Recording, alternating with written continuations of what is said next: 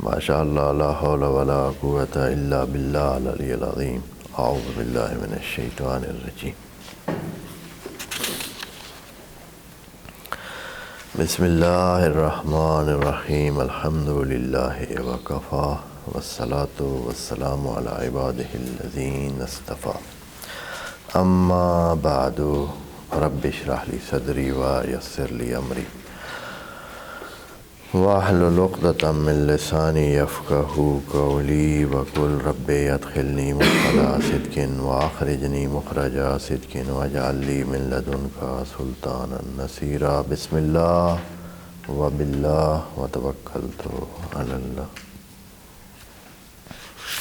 قال اللہ تبارک و تعالی فی سورۃ آل عمران آیت نمبر 134 اعوذ باللہ من الشیطان الرجیم بسم اللہ الرحمن الرحیم الذین ينفقون فی السراء والضراء والکاظمین الغیظ والعافین عن الناس واللہ یحب المحسنین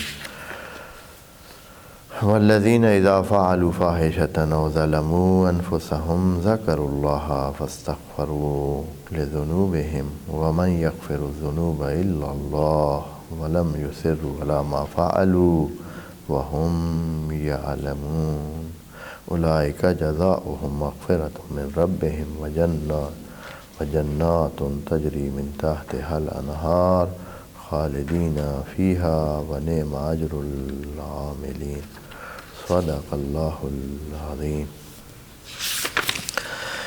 یہ آیات مربوط ہیں پچھلی آیت سے، اور پچھلی آیت میں خدا کریم نے مومنین کو، مسلمین کو کہا تھا کہ وَسَارِعُوا إِلَىٰ مَغْفِرَةٍ مِّن رَبِّكُمْ، جلدی کریں اللہ سے مغفرت حاصل کرنے کی طرف۔ اے انسان، تو جو جلدی میں ہے تو اس کام کی جلدی کر کہ اپنے ذنوب کی مغفرت مانگ لے اللہ سے۔ ہر انسان ذنوب سے بھرا ہوا ہے۔ ذنوب کا معنی آج تھوڑا کر دیتے ہیں تاکہ آپ دوست سمجھ جائیں ذنب کیا ہوتا ہے۔ یہ تھوڑا سا اب اگر تفاسیر میں جائیں تو بڑی ایسے کیفیت واضح نہیں ہوتی ہے، کیونکہ ابھی کبھی اس کو گناہ نے کبیرہ میں بھی بعض نے شمار کیا ہے، بعض نے صغیرہ میں شمار کیا ہے، بعض نے کس طرح، بعض نے کس طرح۔ تو بہرحال مجموعی طور پر یہ تو سمجھ آتی ہے کہ ہے کوئی بری چیز جو انسان کے ساتھ لگ جاتی ہے، جو انسان جس سے دور ہونا چاہتا ہے، بھاگنا چاہتا ہے، یعنی انسان کے لیے بری چیز ہے، اس کے لیے برے نتائج رکھتی ہے۔ اب چھوٹی چیز ہے، چھوٹے برے نتائج رکھتی ہے یا بہت بری چیز ہے، یہ طے کرنا یہ شاید اس میں وسعت موجود ہے کہ دونوں کو شامل ہو، چونکہ چھوٹا گناہ ہو تو بھی اس کے پیچھے بدنامی موجود ہوتی ہے، یعنی انسان کا پیچھا کرتی ہے، اور بڑا گناہ ہو تو بھی انسان کا پیچھا کرتی ہے اور بدنامی کا باعث بنتی ہے، یا معاشرے میں اس کے لیے گھٹائی کا باعث بنتی ہے۔ تو جو بھی ہے، تو یہ آگے ابھی آئے گا کہ مغفرت کس سے چاہیے، اس لیے میں یہ کہہ رہا ہوں وَسَارِعُوا تو اپنے ذنوب کا۔ تو انسان کیا ہے؟ انسان کمزوریوں کا مجموعہ ہے۔ جسمانی کمزوریاں ایک طرف، روحانی کمزوریاں دوسری طرف۔ جسمانی کمزوریاں مثال انسان ضعیف ہے، انسان کا زور کم ہے، انسان فرض کریں کسی حوالے سے آنکھیں اس کی کمزور ہیں، اس کے جسم کے دوسرے اعضاء کمزور ہیں، تو یہ سارے کیا ہیں؟ یہ ایسی چیزیں جہاں مغفرت الہی چاہیے ہے، خدا کریم پوری کرے۔ دوسری روحانی ہے، ایک بندہ بخیل ہے، علم سے دلچسپی نہیں رکھتا ہے، نماز سے دلچسپی نہیں رکھتا ہے، آخرت سے دلچسپی نہیں رکھتا ہے، سمجھنے سے دلچسپی نہیں رکھتا ہے، چاہتا ہے کہ بس اوپر کچھ چیزیں ہوں، سمجھنے والی نہ ہوں، زحمت کرنے والی نہ ہوں، محنت والی چیزیں نہ ہوں، یہ چیزیں۔ تو یہ قسم کے انسان کے اندر کمزوریاں، ارادے کی کمزوریاں، دل کی کمزوریاں، اس ویل پاور جو ہوتی ہے، قوت ارادی، اس کی کمزوریاں۔ تو یہ ساری کمزوریاں انسان کی کس سے دور ہو سکتی ہیں؟ خدا کریم کی طرف سے آپ رجوع کر کے ادھر سے دور کرا سکتے ہیں۔ تو یہ خدا کریم نے کہا سارے کیا کر رہے ہیں، ابھی تک بیٹھے ہوئے ہیں۔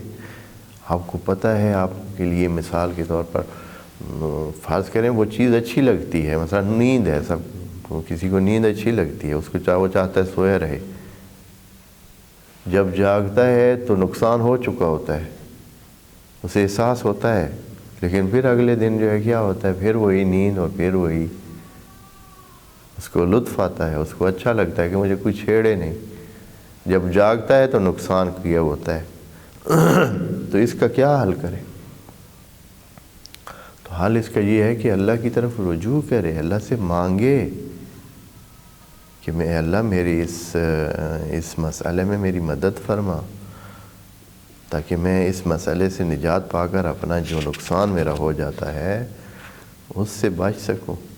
اور پھر البتہ یہ نہیں ہے کہ اس کے لیے کوشش بھی کرے، پھر خدا کریم فرماتا ہے لیس للانسان الا ما سعى۔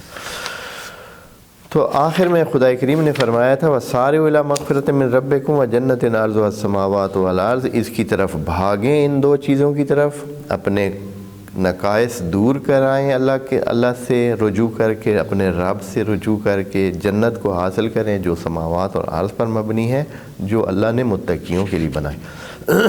اے اللہ ان متقیوں کو تھوڑا سا واضح کر دیں۔ متقیوں کو قرآن میں خدا کریم نے بار بار مختلف جگہ پہ ان کی وضاحت کا ایک زاویہ پیش کیا ہے، جیسے سورہ بقرہ کی ابتدائی آیات میں جو دوست جانتے ہیں ہدی للمتقین، آگے کیا ہے الذین، ہاں وہاں بھی ایک ٹکڑا بیان کیا ہے کہ متقیوں کی علامات یہ ہیں الذین یؤمنون بالغیب، تو وہاں سے وہ ایک حصہ ہے، یہ جو ہے نا یہاں بھی اسی طرح متقیوں کے ایک دوسرا حصہ بیان ہو رہا ہے کہ بھائی یہ متقی جن کی بات ہو رہی ہے کیا ہیں، کیا کرتے ہیں، ان کا طریقہ کار کیا ہے۔ تو خدا کریم نے یہ یہاں اعدت للمتقین کیا ہے کہ اب آج والی آیت میں کہا ہے الذین ینفقون فی السراء والضراء، متقی ایک ایسی چیز ہوتے ہیں یا ان کے اندر ایک صفت ہوتی ہے خرچ کرنے والی، یعنی وہ بخیل نہیں ہوتے، چونکہ مفعول تو ذکر نہیں ہے یہاں کہ کس پر خرچ کرتے، یعنی یہ نہیں کہ صرف فقراء کو، غریبوں کو، محتاجوں کو دیتے، ینفقون وہ خرچ کرتے ہیں، وہ رکھتے نہیں ہیں اپنے پاس۔ کیا خرچ کرتے ہیں یہ بھی نہیں بتایا، کتنی آیات ہیں، دو چیزیں نہیں بتائی ہیں، کہیں کہیں بتایا ہے، مثلا کہا ہے کہ مما رزقنا، جو ہم نے دیا ہے، اللہ نے کیا رزق ہمیں دیا ہے، وہ آنکھیں بھی رزق ہیں، زبان بھی رزق ہے، جسم بھی رزق ہے، سمجھ بھی رزق ہے، علم بھی رزق ہے، مال بھی رزق ہے، مال ایک رزق ہے، ہمارا سارا فوکس کس پر ہے، مال پر ہے کہ یہی ایک چیز رزق ہے۔ بس نہ اس آیت میں نہ کہا ہے کہ کس چیز سے دیں، بس جو چیز اللہ نے دی ہوئی ہے وہ ہے آپ کے پاس تو آپ دے سکتے۔ دوسرا یہ ہے کیا کہ کس کو دیں، یہ بھی نہیں کہا ہے، صرف کہا ہے کہ وہ خرچ کرتے ہیں، ینفقون، اور جو یہاں بات مہم کہنی یعنی کہنا مقصود ہے اللہ تعالیٰ کا یہاں، وہ چونکہ ہے نہیں کہ بھئی کن کو دینا ہے، کیا دینا ہے، بلکہ مقصود یہ ہے کہ کن حالات میں وہ دیتے ہیں۔ تو یہاں فرماتے ہیں فی السراء والضراء، وہ خرچ کرتے ہیں خوشی کے مواقع میں بھی اور اوق کے مواقع میں۔ ہاں اب ایک بندہ ہے، والدین سے ادب سے پیش آنا چاہیے، بڑوں سے ادب سے پیش آنا چاہیے، والدین کا تو بہت احترام کرنا چاہیے، دھیان کرنا چاہیے۔ اب کس حالات میں؟ فی السراء والضراء، آپ خوش ہیں تب بھی، ہاں ایک بندہ بہت خوش ہے، آ کر جناب کیا کر رہا ہے، احترام کر رہا ہے، بابا جی، اماں جی، آپ یہ، آپ وہ، آپ اس طرح، ہاں جی میں خادم ہوں، میں نوکر ہوں، میں غلام ہوں، آپ فرمائیں، آپ کیا خدمت کروں، یہ وہ، ہاں لیکن اب کام سے واپس آیا ہے، اس کو والدہ کہتی ہے بیٹا آگے ہو کھانا کھانا ہے، بس چپ کرو، تھوڑے صبر بھی کریں، اپنا تھکا ہوا آدمی ہے، آرام کرنے دیں، بار بار مجھے آپ کہہ رہی ہیں یہ کر رہی ہیں وہ کر، ہاں وہ کیا ہوا بھائی، وہ آپ نہیں ہو. خدا کریم کہتے ہیں متقی نہیں ہے یہ. متقی وہ ہے جو فی السراء والضراء، اوکھے حالات میں بھی اپنا بیلنس رکھے. سوکھے حالات میں تو ہر بندہ ہی کرتا ہے، ہاں پیسے نہیں ہیں تب بھی وہ رکھتا ہے، پیسے ہیں جب کھلے ہیں تو وہ دے رہا ہے، ادھر ادھر دے رہا ہے. اب پیسے تھوڑے کم ہیں، اوکھے حالات ہیں، مشکل حالات ہیں، پھر کیا کریں؟ پھر کیا کریں؟ اس وقت بھی وہ دیتا ہے. اللہ اکبر. وہ کیسے ممکن ہے؟ کیسے ممکن ہے؟ سوکھے حالات میں تو دیتا ہے، اوکھے حالات میں کیسے؟ اس کو انبیاء نے اور اولیاء نے اس انداز میں کر کے دکھایا کہ جب اوکھے حالات ہوتے ہیں تو مانگ کر بھی دیتے ہیں، مانگ کر بھی دیتے ہیں. خود نبی کی زندگی میں کتنے اس طرح کے واقعات کہ نہیں ہے تو انہوں نے مانگے ہیں، لوگوں کو دے دیے. کتنے اولیاء کے ایسے واقعات ہیں. ابھی میں نام کسی نہیں لیتا ہوں، کتنے ہیں یہاں. ادھر ایک کسی اچھے آدمی کی بات کری کہ وہ اس نے اپنے بندے کو کہا کہ جائیں وہاں فلاں بندے سے اتنے پیسے قرضہ لے آئیں، ہفتہ ہو گیا ہے کسی کو کچھ دیا ہی نہیں ہے، پیسے اپنے پاس ہیں نہیں، قرضہ لے کر مانگ کر لوگوں میں مانگ لیا. توکل ہے تو تب ہوتا ہے، یہ ایسے نہیں ہوتا ہے. توکل ہو تو تب ہوتا ہے. ہم تو پہلے کہیں گے آپ پہلے ہی مر رہے ہیں، اب قرضہ بھی لے لیں، ہاں پھر بنے گا کیا؟ سمجھتے ہیں کہ ساری اس کے پاس وسائل آنے کا ایک ہی طریقہ ہے جو اسے پتہ ہے. خدا کریم کی خدائی تو چل ہی نہیں رہی، اس کی ربوبیت تو چل ہی نہیں رہی. اگر اس نے دینا ہے تو آپ کیوں سمجھتے ہیں کہ صرف یہی ایک راستہ ہے کہ آپ کو تنخواہ کے ذریعے ہی ملے؟ جن کا ذہن اسی پہ ڈٹ جاتا ہے اور پھر واقعاً ان کو صرف اسی طریقے سے ملتا ہے، اس کے ہاتھ اس نے ان کی جو ڈور ہے ان کی پیٹھ پہ چھوڑ دی ہے کہ جاؤ اپنا کرو، خود کرو، تم بہت سیانے ہو، چلاک ہو، ذہین بنے ہوئے، فتین بنے ہوئے، کرو، حاصل کرو. پھر وہ ساری زندگی اپنی جو منہ رگڑتا رہتا ہے اور کہیں بھی نہیں پہنچتا.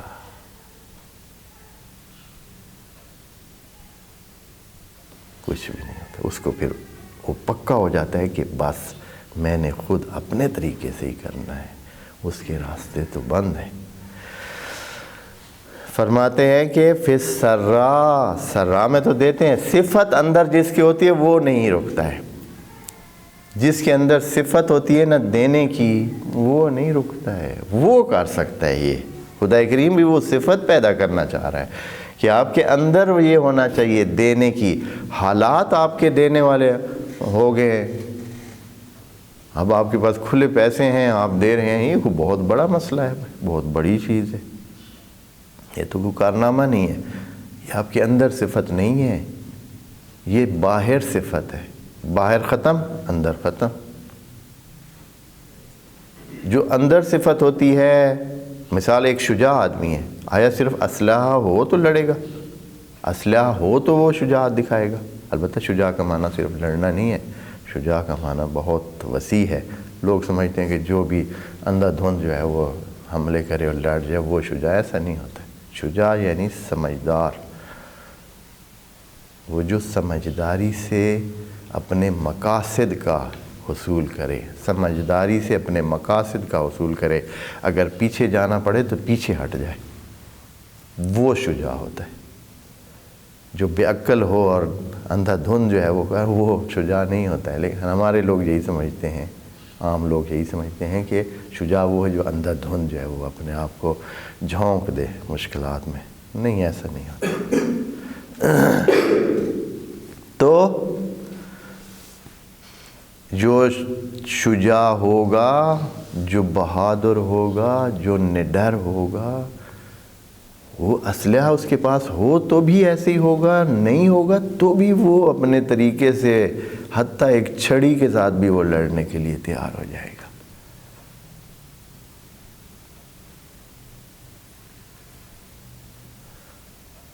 فی السراء والضراء، اندر ہونی چاہیے وہ صفت. اندر ہے تو پھر آدمی کرتا ہے. اندر نہیں ہے، بیرونی اسباب کی وجہ سے ہے، تو جب بیرونی اسباب ہوتے ہیں تو بندہ دیو ہوتا ہے، دینے والا ہوتا ہے. جو نہیں ہوتے ہیں تو پھر بندہ بیٹھا ہوتا ہے، کچھ بھی نہیں کر رہا ہوتا ہے، چونکہ اندر وہ صفت نہیں ہے. تو خدا کریم فرماتا ہے الذین ينفقون فی السراء والضراء والکاظمین الغیظ. یہ بہت عجیب جملہ. اور وہ جو اپنے غصے کو پی جاتے ہیں. کاظم ہے. کاظم کا مطلب ہوتا ہے، کاظم کا مطلب ہوتا ہے کسی چیز کا سرا باندھ دینا، کسی چیز کو بھر کر اس کا سرا باندھ دینا. مثلا کسی بوری میں چیز آپ نے بھر دی اور پھر باندھ دیا، یا کسی چیز کا ڈھکنا بند کر دینا، اس میں چیز ڈال کے پھر ڈھکنا بند کر دینا. یعنی اپنے غصے کو اندر جو ہے وہ رکھ لیتے. اور کاظمین فی الغیظ، یہ نہیں کہا کہ آپ حتماً لوگوں کے سامنے ایسے ہو. کاظمین یعنی ان کی اپنی صفت ہے. ایک بندہ ہے جہاں کوئی آبادی نہیں ہے، کوئی بندے ہی نہیں ہیں، وہ کیسے کاظمین الغیظ ہوں؟ کسی کے ساتھ لڑائی جھگڑا نہیں ہے، کسی کے ساتھ لڑائی جھگڑا نہیں ہوا ہے، پھر کاظمین الغیظ کیسے ہو سکتے؟ کہ آپ مثلا آپ کے ساتھ فرض کریں حیوانات ہیں، انسان ہے ہی نہیں، حیوانات پہ بھی نہ غصہ کریں. کاظمین الغیظ، آپ اپنے کمپیوٹر پہ غصہ نہ کریں، اپنے موبائل پہ غصہ نہ کریں، غصے کو پی جائیں. ابھی اس دن مجھے ایک بتایا کہ وہ خاتون ہے، اس نے موبائل پہ کوئی بات کی، اس بات کا نقصان ہوا، اسے ہر طرف سے بے عزتی ہوئی، اس کے غلط نتیجے نکلے. اس نے اور تو کچھ اس کے پاس حل نہیں تھا. حل یہ تھا کہ موبائل کو ہی جو ہے نا، موبائل رکھا اوپر اینٹ ٹھا، نہ ہوگا نہ. یہ طریقہ تو نہیں ہے. ہاں، خود کو ٹھیک کرو، خود کو ٹھیک نہیں کرنا. خود کو ٹھیک کرنا چاہیے تھا نا، موبائل کو جو ہے وہ اس بیچارے نے کیا. تو خدمت گزار ہے آپ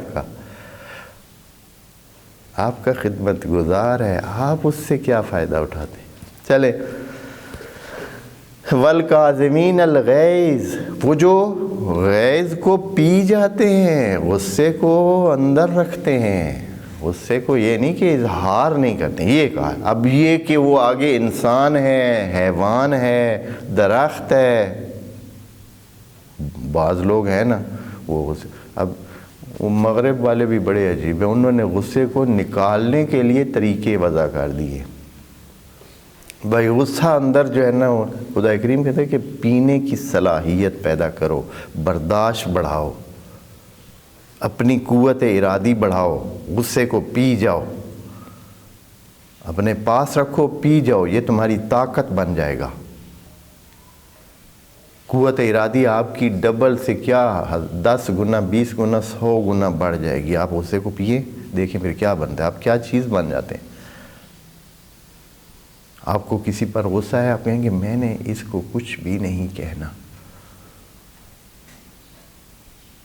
پی جائے، پھر دیکھیں کہ آپ کی قوت ارادی کہاں پہنچ جاتی. مغرب والوں نے کہا نہیں، اس کو جو ہے نا غصہ نکالنے دیں. نئی اسٹریٹجی کیا، انہوں نے پھر غصہ نکالنے کے لیے باقاعدہ کمرے بنا دیے. ہاں بھائی یہ کمرہ ہے غصہ نکالنے والا. اچھا کیا ہے جی اس میں؟ بعض دوستوں کو پتہ ہوگا. اس میں انہوں نے پرانی چیزیں رکھی ہوئی ہیں، مٹکے رکھے ہوئے ہیں، گلاس رکھے ہوئے ہیں، جگ رکھے ہوئے ہیں، بہت ساری چیزیں پرانی شرانی ہے، ساتھ ہی ایک ہتھوڑا رکھا ہوا ہے. ہاں بھائی جا، وہ بندہ بھی اندر جاتا ہے ٹکٹ لے کر، پیسے دے کر اندر جاتا ہے، پھر ٹھا اپنا جو ہے نا وہ غصہ نکال رہا ہے، اس ہتھوڑے کو استعمال کرتا ہے، جو چیزیں ہیں وہاں وہ توڑتا ہے، بالکل ان کو تباہ کرتا ہے، خراب کرتا ہے۔ جب بالکل ٹھنڈا ہو جاتا ہے تو پھر ہاں بھائی اب باہر آ جائے۔ باقاعدہ بنے ہوئے ہیں، باقاعدہ ایسے جگہیں بنی ہوئی غصے کو ٹھنڈا کرنے کی۔ لیکن قرآن کی تعلیمات یہ ہیں کہ یہ غصہ آپ کی پاور ہے، آپ کی طاقت ہے۔ ایک دن یہ کر کے دیکھیں، پھر آپ دیکھیں کہ آپ کتنے پیڑے ہو جاتے ہیں، کتنی طاقت آپ میں آ جاتی ہے۔ غصہ آئے زبان کو بند رکھیں، زبان اس کا پہلی وہ چیز ہے، غصے کے بعد پہلا اسلحہ، پہلا جو اس غصے کے نکالنے کا سادہ ترین راستہ ہے وہ زبان ہے، اور زبان جتنی زیادہ چلتی ہے دماغ اتنا ہی کم ہوتا ہے۔ اس کو آپ یوں سمجھیں، زبان انسان کے دماغ کا پرنالہ ہے۔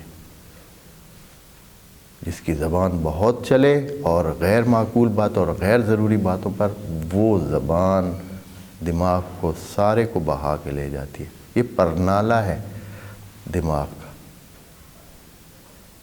چیک کرنا ہو کسی انسان کو عقل مند ہے یا نہیں، اس کے بولنے کو دیکھیں، کم بولتا ہے یا زیادہ۔ اگر زیادہ بولتا ہے تو وہ سمجھیں کہ بے عقل انسان ہے۔ بلا یہ ایسا فارمولہ ہے کہ جس کا کوئی اول انسان سے لے کر آج تک بالکل فٹ بیٹھتا ہے۔ جو انسان بھی زیادہ بولتا ہے، غیر ضروری بولتا ہے، وہ بندہ بے عقل ہے۔ والکاظمین الغیظ، اپنے غیظ کو روکتے ہیں۔ یہ تو نہیں کہا ہے کہ کسی پر آئے تو یا کسی کے ساتھ ہو یا کسی کے جھگڑا ہو تو، اصلاً جو بھی غصہ ہو، غصہ آتا ہے مجھے اس بات کے مجھے کیوں یہ ہو گیا۔ ایک آدمی فرض کرنے کہ بچہ گرتا ہے، وہ گرنے پر بھی اسے غصہ آ جاتا ہے، وہ گرتا تو خود ہے یا کوئی اور، اس کا نقصان خود اس کے اپنے ہاتھ سے ہوا ہے، اپنے ہاتھ سے نقصان ہونے پر کیا کر رہا ہے؟ غصہ کر رہا ہے۔ اللہ فرماتا ہے نہیں بھائی، کاظمین الغیظ، اپنے غصے کو پی جاؤ، روک لو۔ والعافین عن الناس، ہاں اگر لوگوں کے ساتھ ایسا مسئلہ پیش آ جائے، آپ کا غصہ لوگوں پر ہے، پھر اس کا اگلا مرحلہ یہ ہے کہ معاف کر دے لوگوں کو۔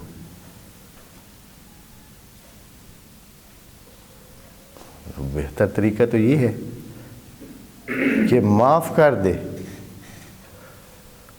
وہ بندہ اس کے ساتھ ہو گیا ہے، وہ کوئی مسئلہ بن گیا ہے، تو دوسرا کہتا ہے کہ قصوروار بھی آپ ہیں، تو آپ کہیں چلیں کوئی بات نہیں، میں آپ سے معافی مانگ لیتا ہوں۔ قصور بھی اس کا ہے لیکن وہ آپ کو قصوروار بنا رہا ہے۔ لیکن یہ مرحلہ عام نہیں ہے، عام تو کر ہی نہیں سکتے ہیں، ہماری تو یہ ہمارے بس سے اوپر کی باتیں ہیں، کچھ بعض اوقات یہ ہمارے بس سے اوپر ہیں۔ اس طرح نہیں ہے کہ ہر بندہ اچھا جی میں بھی کل معاف کر چھوڑ سا، تیری شان ہے، دیکھ لیتے ہیں۔ تو ایک مثال کے طور پر کھانے کی 2 پلیٹیں ہوں، ایک پلیٹ میں زیادہ ہو ایک میں کم ہو، تو آپ اتنا معاف نہیں کر سکتے ہیں کہ وہ زیادہ والی دوسرے کو دے دیں۔ آپ تو 2 چمچ کھانا زیادہ جو ہے وہ معاف نہیں کر سکتے ہیں، آپ کسی کا جو ہے وہ قصور معاف کریں گے۔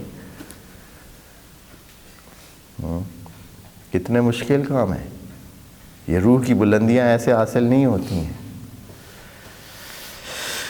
وَالْعَافِينَ عَنِ النَّاسِ وَاللَّهُ يُحِبُّ، آگے ریوارڈ دیکھیں، آگے ریوارڈ دیکھیں، اس کا سمجھ سے بالا تر ہے۔ یہ بات جو ابھی خدا کریم نے اس جملے میں کہی ہے، یہ ہماری سمجھ سے اوپر ہے۔ وَاللَّهُ يُحِبُّ الْمُحْسِنِينَ، کون کس سے محبت کی بات کر رہا ہے؟ کون کس سے محبت کی بات کر رہا ہے؟ وہ جو مالک ہے پوری کائنات کا، اور کائنات ہماری سمجھ سے بالاتر ہے، وہ مالک ایک بہت ہی چھچھوندر غیر قابل ذکر وجود سے محبت کی بات کر رہا ہے۔ اس کو ادھر محبت ہو تو بنتا ہے، کسی کو بہت صفات والے سے محبت ہو جائے، مثلا کسی بندے کو بہت وسائل والے بندے سے دلچسپی ہو جائے، یہ تو عام چیز ہے، یہ تو ممکن ہے۔ لیکن بہت سارے وسائل والا کوئی بندہ ہو، اس کو کسی بالکل بے قیمت کسی انسان سے یا کسی چیز سے، بے قیمت چیز سے دلچسپی ہو جائے، اس کی دلچسپی بھی نہیں، محبت ہو جائے، یہ کیسے ممکن ہے؟ کبھی آپ نے دیکھے ہم جو کہ ہمارے پاس اتنے سلسلے بھی نہیں ہیں، وسائل بھی، ہم بھی جس سے کوئی غرض نہیں ہوتی ہے، جس کو بھائی اس کو ہم کیا محبت تو کیا، ہم اس کو ممکن ہے کہ اپنے بخار بھی نہیں دینا چاہتے۔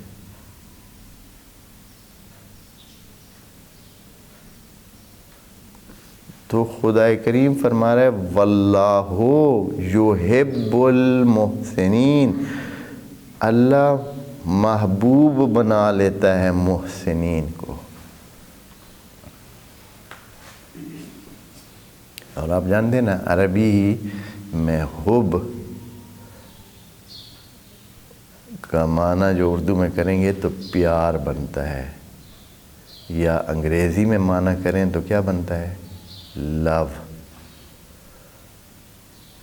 یہ عام دوستی نہیں ہے کہ اللہ کہے کہ میں اسے اپنا دوست بنا لوں گا، میں اسے اپنا قریبی بنا لوں گا، نہیں، اللہ کہہ رہے میں اس سے محبت کرنے لگ جاؤں، محبت کروں گا اس سے۔ اور محبت میں تو پھر ساری چیزیں قربان ہوتی ہیں، وہ تو مرحلہ ہی بہت اونچا ہے۔ واللہ یحب المحسنین، یہ جملہ ایسا نہیں ہے کہ میں صرف اس کا ترجمہ کر رہا ہوں، اور اس کے جو ہے نا کوشش کر رہا ہوں کہ اس کا کچھ معنی آپ تک منتقل کروں، وَإِلَّا یہ حقیقتاً میری سمجھ سے ہے بالاتر۔ اللہ صرف اگر ہمیں نظر میں رکھ لے تو یہ بہت بڑی بات ہے، اگر وہ ہماری طرف نظر کرم کر دے تو بہت بڑی بات ہے، صرف ہمیں گن لے، ہمیں شمار میں لے آئے، اپنے بندوں میں شمار کر لے تو بڑی بات ہے۔ چاہ جائے کہ وہ کیا کرے؟ محبت کرے، یہ کس قسم کا درجہ ہے؟ یہ اسی لیے تو وہ جو پہلے باتیں بتائی ہیں وہ ہم سے ہو بھی نہیں سکتی۔ الذین ينفقون فی السراء والضراء، ہم میں سے کتنے لوگ یہ کام کر سکتے ہیں؟ ہم تو سراء میں بھی لینے کے لیے تیار نہیں ہوتے ہیں۔ کتنے لوگ ہیں رکھ کے بیٹھے ہیں، بھائی نہیں لگانا ہے، خرچ نہیں کرنا ہے، جو ہیں وہی خرچ نہیں کرنے ہیں۔ اوکھے حالات میں تو خرچ کرنا، یہ ہماری تو سوچ بھی کبھی، ہم نے تو یہ کبھی سوچا ہی نہیں ہے۔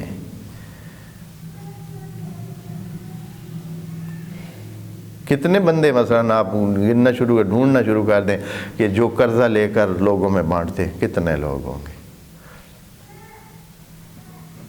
جو اوکھے حالات میں، جب ٹائم نہیں ہے اس کے پاس پھر وہ ٹائم دیتا ہے، جب ٹائم نہیں ہے وہ اپنے سونے کا ٹائم کاٹ کے اپنے والدین کو ٹائم دیتا ہے۔ وہ کہتا ہے چلے میں گھنٹہ کم سو لوں گا، یہ 1 گھنٹہ میں خدمت کے لیے دے دیتا ہوں۔ کتنے بندے ہیں؟